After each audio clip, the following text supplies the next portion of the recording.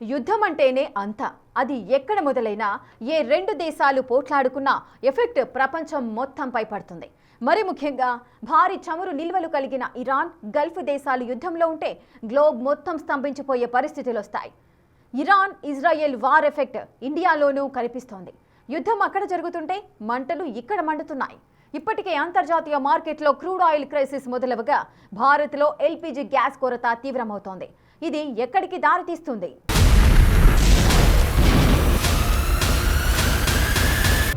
భగ్గుమంటోన్న crude oil ధరలు,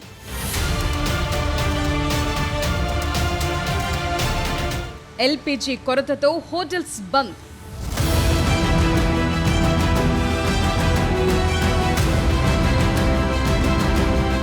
ప్రపంచంపై Iran Israel war effect.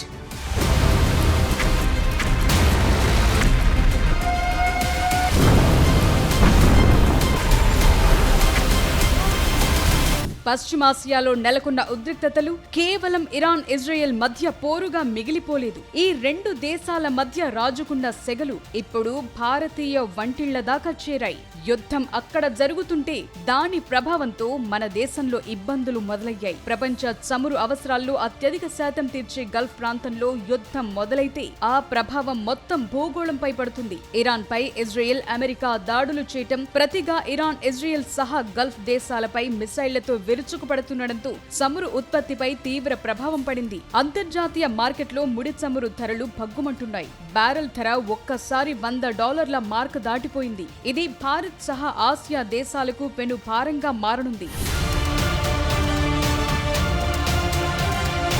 ప్రపంచ దేశాలకు చమురు రవాణాకు కీలకమైన హర్ముజ్ జలసంధి మూసివేత, గల్ఫ్ దేశాల్లో చమురు క్షేత్రాలపై దాడుల కారణంగా క్రూడ్ ఆయిల్ రేట్లు ఒక్కసారిగా పెరిగిపోయాయి. నెల క్రితం వరకు $70 కంటే తక్కువగా ఉన్న బ్రెంట్ క్రూడ్ ఆయిల్ బ్యారెల్ $100 దాటింది. ప్రస్తుతం నెలకొన్న పరిస్థితులు, ఇరాన్ హెచ్చరికలు చూస్తుంటే చమురు ధరలు భారీగా పెరిగే ప్రమాదం కనిపిస్తోంది. 2022లో రష్యా ఉక్రెయిన్ యుద్ధ సమయంలో $75గా ఉన్న చమురు ధర $130కు చేరింది. తరువాత $85కు దిగొచ్చింది. ఈ పరిస్థితుల్లో 1973 తరహా చమురు సంక్షోభం తలెత్తే ప్రమాదముందనే హెచ్చరికలు వినిపిస్తున్నాయి. హర్ముజ్ జలసంధిలో పరిస్థితి ఇలాగే కొనసాగితే ప్రస్తుతం మార్కెట్లో ఉన్న రోజుకు 10 కోట్ల చమురు బ్యారెళ్ల డిమాండ్ తీర్చడం కష్టమంటున్నారు. ఈ పరిణామాలు చరిత్రలోనే అతిపెద్ద చమురు సంక్షోభానికి దారితీయొచ్చనే ఆందోళనలున్నాయి. హర్ముజ్ మూసివేత ఇంకొన్నాళ్ల పాటు కొనసాగితే దీర్ఘకాలంలో చమురు ధరలు మరింత భగ్గుమనే పరిస్థితులుంటాయి. అప్పుడు బ్యారెల్ ధర $150కు చేరే అవకాశం ఉందని ఖతార్ మంత్రి కూడా అన్నారు. అదే జరిగితే చమురు దిగుమతులపై ఆధారపడే దేశాల్లో ద్రవ్యోల్బణం మరింత పెరుగుతుంది. పశ్చిమాసియాలో ఉద్రిక్తతలు చల్లారి పరిస్థితులు సద్దుమణిగి ఆయిల్ సప్లై యథాతథంగా జరిగితే రేట్లు దిగుస్తాయి. కానీ ఇదంతా యుద్ధం ఎంతవరకు కొనసాగుతుందనే దాని మీదే ఆధారపడి ఉంటుంది. యుద్ధం ఎఫెక్ట్ ఇండియాలో కనిపిస్తోంది. కమర్షియల్ సిలిండర్ల కొరతతో ముంబైలో 20% హోటళ్లు, రెస్టారెంట్లు మూతబడ్డాయి. పరిస్థితులు ఇలాగే కొనసాగితే ముంబైలోని సగం హోటళ్లు మూతపడే అవకాశాలున్నాయి.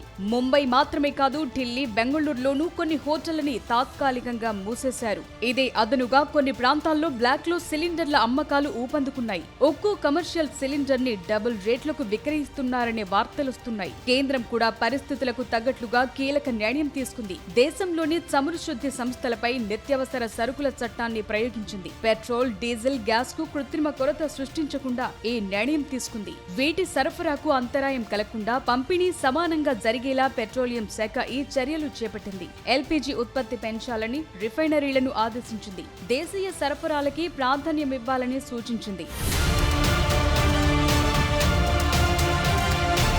ఇండియాలో ప్రతి సంవత్సరం 31 మిలియన్ టన్నులకు పైగా వంట గ్యాస్ వినియోగిస్తున్నారు. ఇందులో 62% దిగుమతుల నుంచి వచ్చేదే. పశ్చిమాసియాలో ఉద్రిక్తతలు, హర్ముజ్ జలసంధి మూసివేతతో ఈ దిగుమతులపై ప్రభావం పడింది. హోటల్స్ బంద్ అవుతున్నాయి.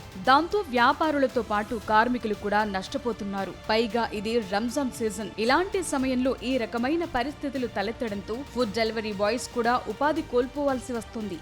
దేశంలో పెట్రోల్ ధరలు ఇప్పటికిప్పుడు పెరగబోవని, చమురు కంపెనీల దగ్గర సరిపడా నిల్వలున్నాయని కేంద్ర ప్రభుత్వ వర్గాలు తెలిపాయి.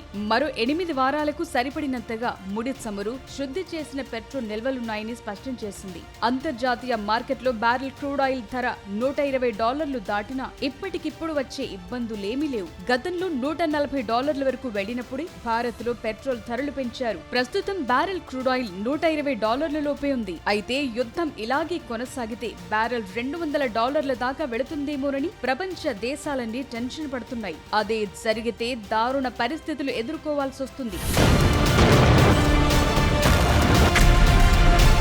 ఇంధన ధరలు నియంత్రించే క్రమంలో ప్రెసిడెంట్ ట్రంప్ కీలక ప్రకటన చేశారు. కొన్ని రకాల చమురు ఆంక్షలను తొలగించనున్నట్లు తెలిపారు. ట్రంప్ ప్రకటనతో అంతర్జాతీయ మార్కెట్లకు ఊరట దక్కింది. హర్ముజ్ జలసంధి మీదుగా వెళ్లే చమురు ట్యాంకర్లకు తమ నౌకాదళాలు రక్షణ కల్పిస్తాయని తెలిపారు. చమురు సప్లైని అడ్డుకునేందుకు ఇరాన్ ప్రయత్నిస్తే భీకర దాడులు చేస్తామని హెచ్చరించారు. యుద్ధం ఎప్పుడొచ్చినా ఎక్కడొచ్చినా దాని తొలి ఎఫెక్ట్ క్రూడ్ ఆయిల్ మీదే పడుతోంది. ప్రపంచ ఇంధన రవాణాకు జీవనాడి లాంటి హార్మోజ్ జలసంధి మూసివేత, అరబ్ దేశాల చమురు క్షేత్రాలపై దాడులతో క్రూడ్ ఆయిల్ రేట్లు మండిపోతున్నాయి. ఆయిల్ సప్లై ఆగితే ఆసియా దేశాలపైనే తీవ్ర ప్రభావం పడుతుంది. ఇండియా కూడా ఇబ్బంది పడాల్సి వస్తుంది. యుద్ధం ఆగకపోతే భారీ సంక్షోభం తప్పదని హెచ్చరికలు వినిపిస్తున్నాయి. 1973 నాటి చమురు సంక్షోభం పరిస్థితులు తలెత్తితే పరిస్థితి ఏంటి? యుద్ధ మేఘాలు కమ్ముకున్నప్పుడల్లా ప్రపంచం గుండెల్లో రైళ్లు పరిగెత్తేది కేవలం ఆయుధాలు, యుద్ధం తాలూకు నష్టాల వల్ల మాత్రమే కాదు. క్రూడ్ ఆయిల్ ధరలు ఎక్కడ ఆకాశాన్ని తాకుతాయో అన్న భయం కూడా ఆందోళనకు గురి చేస్తుంది. ప్రస్తుతం పశ్చిమాసియాలో నెలకొన్న ఉద్రిక్తతలు చూస్తుంటే 1973 నాటి చమురు సంక్షోభం మళ్లీ తలెత్తితే ప్రపంచ దేశాలు, ముఖ్యంగా భారత్ ఎదుర్కోబోయే సవాళ్లపై ఇప్పుడు డిబేట్ మొదలైంది. క్రూడ్ ఆయిల్ కేవలం ఇంధనం మాత్రమే కాదు, గ్లోబల్ ఎకానమీకి అదొక వెన్నెముక. యుద్ధం ముదిరి చమురు సప్లై సిస్టమ్ దెబ్బతింటే పరిస్థితులు దారుణంగా మారిపోతాయి. ప్రపంచ చమురు అవసరాల్లో 20% పైగా పర్షియన్ గల్ఫ్ లో ఉన్న హర్ముజ్ జలసంధి ద్వారానే సాగుతోంది. ఇది ఇరాన్, ఒమన్ మధ్య ఉండే సముద్ర మార్గం.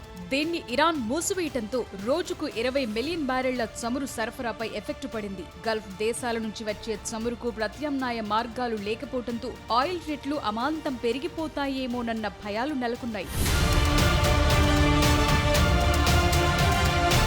1973లో అరబ్ దేశాలు చమురు సరఫరాపై ఆంక్షలు విధించినప్పుడు క్రూడ్ ఆయిల్ రేట్లు రాత్రికి రాత్రి 4 రెట్లు పెరిగాయి. ప్రపంచ చమురు వాణిజ్యంలో 1973నే అతి పెద్ద సంక్షోభంగా వ్యవహరిస్తారు. అరబ్ ఇజ్రాయెల్ యుద్ధ సమయంలో ఈ పరిస్థితి తలెత్తింది. ఇజ్రాయెల్ కు మద్దతుగా వ్యవహరించిన America, Netherlands, Portugal, south Africa లాంటి దేశాలపై ఒపెక్ దేశాలు ఆయిల్ కొనకుండా ఆంక్షలు విధించాయి. ఆయిల్ ఉత్పత్తిని తగ్గించాయి. దాంతో అంతర్జాతీయంగా చమురు ధరలు భగ్గుమన్నాయి. దాంతో ఆ దేశాల్లో ద్రవ్యోల్బణం పెరిగింది. పెట్రోల్, డీజిల్ కు తీవ్ర కొరత ఏర్పడింది. అప్పట్లో ఒక్కో బ్యారెల్ రేట్ $3 ఉండగా ఆంక్షల ఎఫెక్ట్ తో $12కు చేరింది. 1978-79లో ఇరాన్ లో ఇస్లామిక్ విప్లవం సమయంలోనూ చమురు ధరలు భగ్గుమన్నాయి. అప్పట్లో $14 ఉన్న బ్యారెల్ ధర $39కు చేరింది. 1980-81లో ఇరాన్, ఇరాక్ యుద్ధ సమయంలోనూ చమురు ధర 25% పెరిగింది. 1990-1991 మధ్య జరిగిన గల్ఫ్ యుద్ధ సమయంలోనూ చమురు ధరలు 140% మేర పెరిగి బ్యారెల్ ధర $41కు చేరింది. 2011లో లిబియా అంతర్యుద్ధం సమయంలో చమురు ధర 30% పెరిగింది. 2022 రష్యా ఉక్రెయిన్ యుద్ధ సమయంలో $75గా ఉన్న చమురు ధర $130కు చేరింది. తరువాత తగ్గుముఖం పట్టి $85కు దిగొచ్చింది. ఇప్పుడు కూడా ఇరాన్, ఇజ్రాయెల్ మధ్య యుద్ధం సుదీర్ఘ కాలం కొనసాగితే బ్యారెల్ ధర $200కు చేరే అవకాశాలున్నాయనే హెచ్చరికలు వినిపిస్తున్నాయి.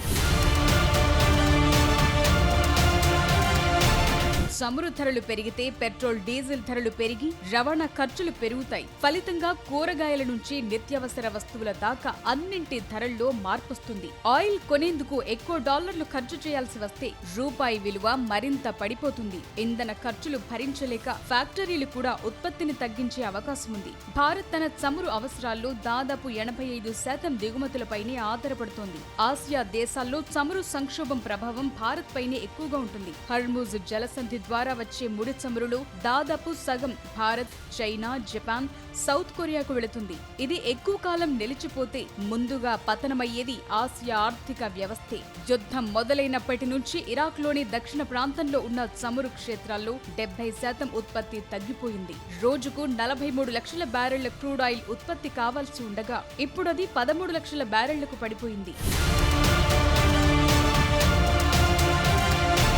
భారత్ దగ్గర ప్రస్తుతం రాబోయే 8 వారాలకు సరిపడా చమురు, పెట్రోల్ నిల్వలున్నాయి. యుద్ధం దీర్ఘకాలం కొనసాగితే ఇండియాలోనూ కొరత ఏర్పడుతుంది. ఇరాన్తో యుద్ధం ముగింపునకు చేరుకుందని ట్రంప్ చెప్తున్నారు. ఇరాన్ పూర్తిగా ఓడిపోయేదాకా యుద్ధం కొనసాగుతుందంటున్నారు. ట్రంప్ వ్యాఖ్యలపై ఇస్లామిక్ రెవల్యూషనరీ గార్డ్స్ రియాక్ట్ అయింది.